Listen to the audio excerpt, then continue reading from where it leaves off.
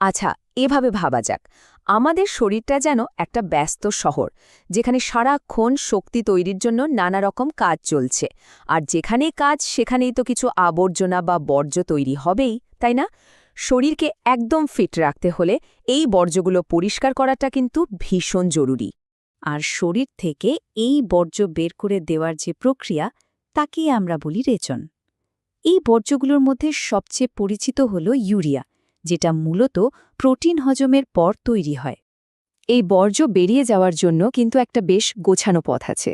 যাত্রাটা শুরু হয় বৃক্ক বা কিডনিতে, যেখানে আসলে মূত্র তৈরি হয়।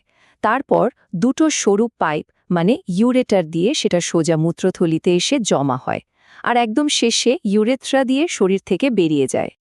দেখুন, এই একটা লাইন মনে রাখলেই কিন্তু পুরো রাস্তাটা মনে থেকে যাবে। কি দারুণভাবে পুরো ব্যাপারটা এক লাইনে বুঝিয়ে দেওয়া হয়েছে। বৃক্ক তৈরি করছে, ইউরেটার বয়ে নিয়ে যাচ্ছে, মূত্রথলি সেটাকে জমা রাখছে, আর ইউরেথ্রা বের করে দিচ্ছে। সিম্পল।